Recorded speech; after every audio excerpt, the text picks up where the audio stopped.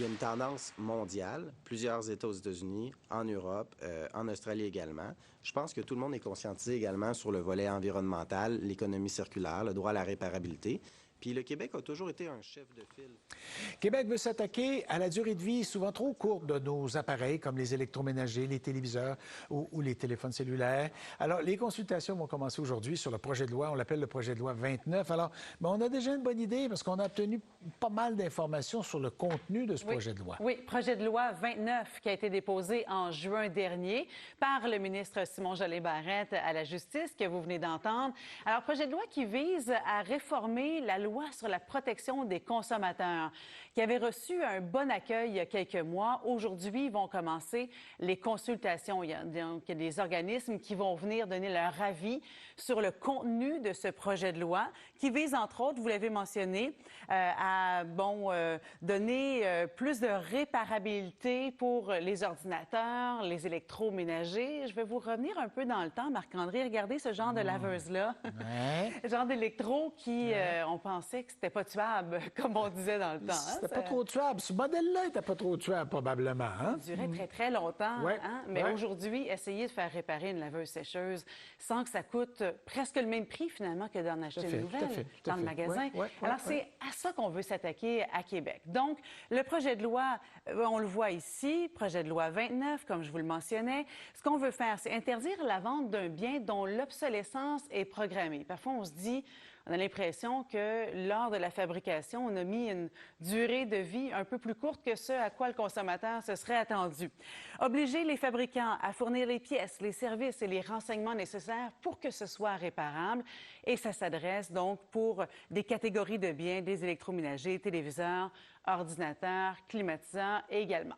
Aujourd'hui, donc, il y a différents groupes qui vont prendre la parole, demain aussi, donc 2 jours de consultation.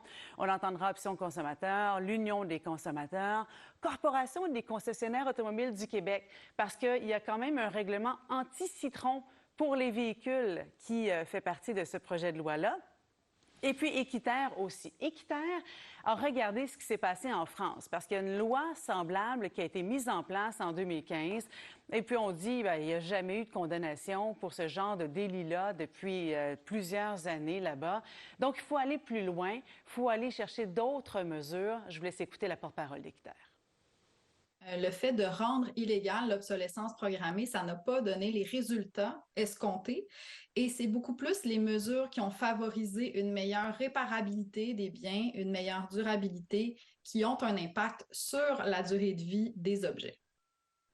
Donc, parmi ces mesures-là qu'on pourrait ajouter, je vous présente celle qui sera en vigueur à partir de 2024 en France, des indices de couleur avec des chiffres qui vont dire aux consommateurs, regardez ce que vous êtes sur le point d'acheter, bien, il y a 0,5 sur 10 comme indice de réparabilité. Et pas vendeur, ça. C'est moins vendeur. Pas vendeur, mais peut-être moins cher. Mais moins cher, oui, hein? oui. Mais si on veut investir davantage en se disant, bon, je vais aller chercher un 6 ou un 9,5 sur 10 en indice de réparabilité. Donc, par exemple, mon cellulaire, je le paye peut-être un peu plus cher, mais là, il faut voir parce que c'est déjà très cher, mais vous comprenez l'essentiel, là.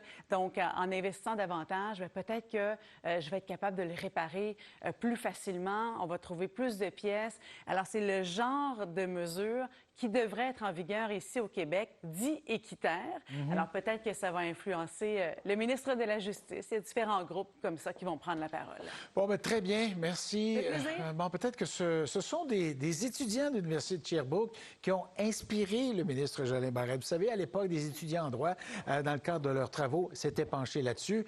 Un de ceux-là, c'est Guillaume Bourbeau, aujourd'hui maître Bourbeau. Il était étudiant à l'époque. Il sera avec nous vers 8h20, justement, pour nous dire un peu ce qu'il pense de ce qu'il a déjà vu de ce projet de loi et comment cette expérience-là, on est content sans doute que ça aboutisse en un véritable projet de loi.